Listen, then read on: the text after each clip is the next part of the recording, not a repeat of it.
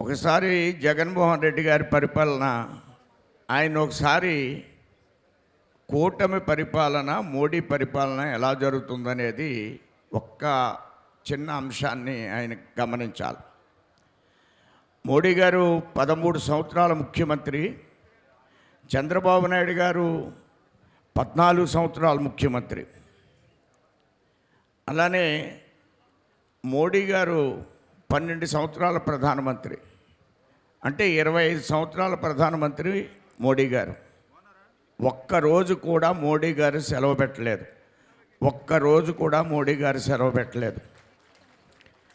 వాళ్ళ అమ్మ చనిపోతే ఆయన 5 గంటలకు చనిపోయింది తల్లి.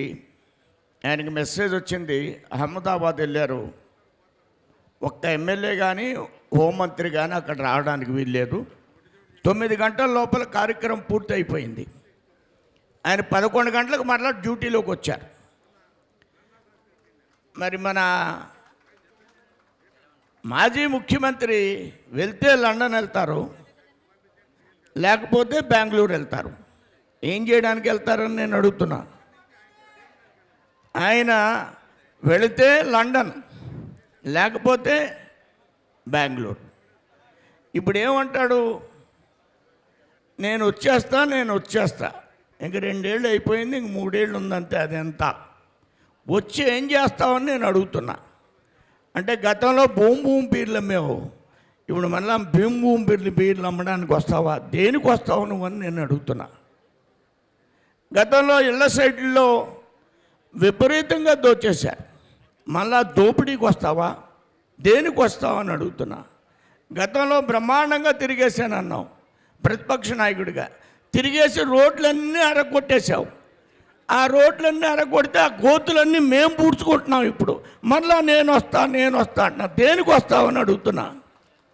ఇక్కడ చక్కటి పరిపాలన జరుగుతుంది నాయన, నువ్వు విశ్రాంతి తీసుకో పూర్తిగా. లండన్లో కానీ బెంగళూరులో కానీ చల్లగా ఉంటుంది, అక్కడ వెళ్ళి అక్కడ విశ్రాంతి తీసుకో. ఇక్కడ ఏం పని లేదు నీకు, పని లేనన్ని కార్యక్రమాలు చేస్తున్నాం. నేను అవన్నీ మరలా వివరించడానికి ప్రయత్నం చేయను.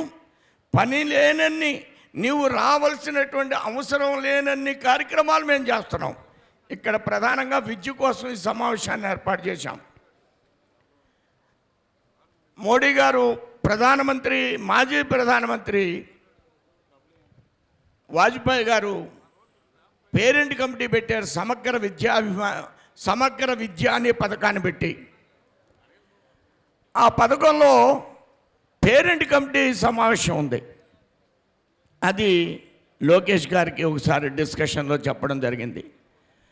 బాబు, మా రాష్ట్రాల్లో కూడా ఇంప్లిమెంట్ చేయడం లేదు, ఇది మీరు చేస్తే బాగుంటుందని. ఆయన ప్రతి 3 నెలలకి పేరెంట్ కమిటీ మీటింగ్ పెడుతున్నారు. ఇప్పుడు అందరం వెళ్తున్నాం, భోజనం చేస్తున్నాం. ఎప్పుడన్నా జగన్మోహన్ రెడ్డి ఏదన్నా స్కూల్కి వెళ్ళి భోజనం చేశాడా? నేను అడుగుతున్నాను, సమాధానం చెప్పమండి వైసీపీ వాళ్ళని. అన్నీ వాళ్ళు ఏంటంటే 2 నాలుగు ధోరణులతో ఈవేళ వ్యవహరిస్తున్నాడు ప్రతిపక్ష నాయకుడిగా. ఆ నోరుకి లాక్ చేస్తాం, తాళం కప్పు వేస్తాం. నీ యొక్క మనసులో, నీ యొక్క మాటలు ఈ రాష్ట్రానికి అవసరం లేదనేటువంటి విషయాన్ని చాలా స్పష్టంగా చెప్తున్నాను. డిఎస్సి గురించి చెప్పారు, బడి పిలుస్తుందనేటువంటి కార్యక్రమాన్ని చెప్పారు. ఎస్ఎస్సిలో అత్యధికమైనటువంటి ఫలితాలు వచ్చినాయి. డిజిటల్ క్లాస్ రూమ్స్, జేఈ, తల్లికి వందనం, మౌలిక వసతులు, నైపుణ్యాభివృద్ధి, భవిష్యత్ తరాలకి అనుగుణమైనటువంటి శిక్షణ. మొన్న లోకేష్ గారు రష్యా వెళ్ళారు. రష్యా వెళ్ళినప్పుడు వాళ్ళ విద్యా విధానం ఎలా ఉందో పరిశీలన చేశారు. ఇవాళ చంద్రబాబు నాయుడు గారు మోడీ గారు లాగే, ఆయనకి మరి 75 ఏళ్ళు అనుకుంటున్నాను, రామానాయుడు గారికి తెలుసు. ఇప్పుడు జంజీ అంటున్నారు. జంజీ అన్న యువకుడు ఎవరన్నా వాళ్ళిద్దరిలా తిరుగుతారా? అని నేను అడుగుతున్నా. జంజీ ఏంటండి? ఆయన తిరగమని 75 ఏళ్ళు వచ్చిన తర్వాత, 45 ఏళ్ళు వచ్చిన తర్వాత క్లోజ్ అయిపోతున్నారు ఇప్పుడు యువకులు. ఆ యువకులు ఇద్దరు సైకిల్ దొక్కుతారు, డ్యాన్స్ వేస్తారు, అవసరమైతే విదేశాలకు వెళ్తారు, అందరితో మాట్లాడతారు, అనేక విషయాలు చర్చిస్తారు. మొన్న మన వెస్ట్ గోదావరి ఎక్కడికో వచ్చారు, ఒక రైతు 96 ఏళ్ళు బాబా అని ఆయన కౌగులించుకునే విధానం మనం చూస్తే మనందరికి కూడా ఎంతో ఆనందం కలుగుతుంది. ఆ విధంగా ప్రజల్లో మమేకమైనటువంటి వీళ్ళిద్దరూ కూడా, పవన్ కళ్యాణ్ గారు కూడా వారు అదేవిధంగా నిరంతర శ్రామికుడిగా రాష్ట్రంలో పర్యటన చేస్తూ ఈ రాష్ట్రం ప్రగతి పదంలో ఉంది, ఈ రాష్ట్రం 23 లక్షల కోట్ల రూపాయలు ఈవేళ పెట్టుబడులు వచ్చినాయి. జగన్మోహన్ రెడ్డి ఉండగా ఈ రాష్ట్రంలో ఉన్న పెట్టుబడిదారులందరూ హైదరాబాద్ పారిపోయేటట్లు చేశాడు. అదే మనం నిరంతరం చెప్పే ఆయన పరిపాలనకి నిదర్శనం.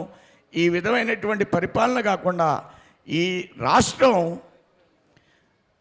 ఎప్పుడు మోడీ గారు చెప్తూ ఉంటారు, రాష్ట్రాలు అభివృద్ధి చెందితేనే దేశం అభివృద్ధి చెందినట్లని. ఆ విధంగా ఈ రాష్ట్రాన్ని చంద్రబాబు నాయుడు గారు, లోకేష్ గారు, అలానే పవన్ కళ్యాణ్ గారు స్పీడ్గా పరిగెట్టిస్తున్నారు. మంత్రులు ఆ విధంగా పనిచేస్తున్నారు, కార్యకర్తలు ఆ విధంగా వెళ్ళాలి. నేను ఒక కొత్త తొంగపాడు అనే విలేజ్ వెళ్ళాను. ఆ విలేజ్లో గ్రామంలో ఒక రైతుని అడిగాను, 14లో వచ్చిన కాడి నుంచి ఇప్పటి వరకు ధాన్యం ధర ఏ విధంగా పెరిగింది, ఎంత స్పష్టంగా చెప్పాడండి. మనమే తెలివైన వాళ్ళు అనుకుంటాం. 46 గంటల్లో డబ్బులు పడుతున్నాయి, 1800 రూపాయలు ఇస్తున్నారు బస్తాకి. ఇలాంటి విషయాలు ఫీడ్బ్యాక్ ఇది. మేము గ్రామాలకు వెళుతున్నాం, గ్రామాలకు వెళ్ళినప్పుడు వాళ్ళు చెప్పే విషయాలు వింటే మన కడుపు నిండిపోయే పరిస్థితి ఉంది. మన జగన్మోహన్ రెడ్డిని కూడా 2-3 గ్రామాలు సందర్శించవలసిందిగా నేను కోరి ప్రార్థిస్తూ ముగిస్తున్నాను. జై హింద్, జై భారత్.